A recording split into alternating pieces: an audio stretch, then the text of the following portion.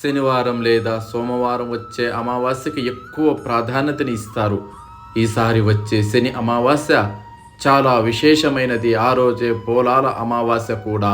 శ్రావణ మాసంలో వచ్చే కృష్ణపక్ష అమావాస్య ఆగస్టు 23న వచ్చింది. శనివారం రావడంతో దీని విశిష్టత ఇంకా పెరిగింది. అయితే శని అమావాస్య నాడు ఏం చేయాలి, ఏం చేయకూడదని ఈ వీడియోలో మీకు ఇప్పుడు చెప్తాను.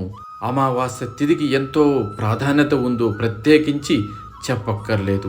అందులోనూ శని అమావాస్యకి ఎంతో ప్రాముఖ్యత ఉంది. ప్రతి ఏటా 12 అమావాస్యలు వస్తాయి. ఈసారి అమావాస్య శనివారం వచ్చింది. దీనిని శనిచ్చరి లేదా శని అమావాస్య అని అంటారు. శని అమావాస్య నాడు శనిదేవుడిని ప్రసన్నం చేసుకుంటే శుభ ఫలితాలను పొందవచ్చు. శని దోషాల నుంచి ఉపశమనం కలుగుతుంది. అదేవిధంగా ఇతర గ్రహ దోషాల నుంచి కూడా విముక్తి కలుగుతుంది. శని అమావాస్య నాడు ఏం చెయ్యాలి? శని అమావాస్య నాడు పవిత్ర నదిలో స్నానం చేయడం వలన పుణ్య ఫలితాన్ని పొందవచ్చు. శని అమావాస్య నాడు ఆలయానికి వెళ్ళి ఆవాల నూనెతో దీపారాధన చేయడం మంచిది.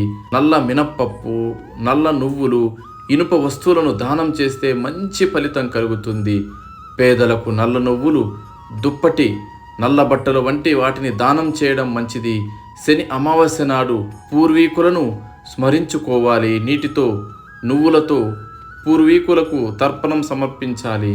అలాగే పితృదేవతలను మనస్ఫూర్తిగా ప్రార్థించాలి.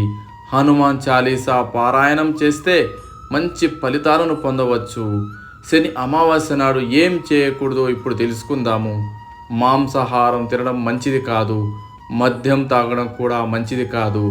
అలా చేస్తే పూర్వీకులను అగౌరవపరిచినట్లు అవుతుందని చెప్తుంటారు పండితులు. గోళ్ళు కత్తిరించుకోవడం, జుట్టు కత్తిరించుకోవడం వంటి పనులు కూడా చేయకూడదు. మూగ జీవులను ఇబ్బంది పెట్టడం మహాపాపం.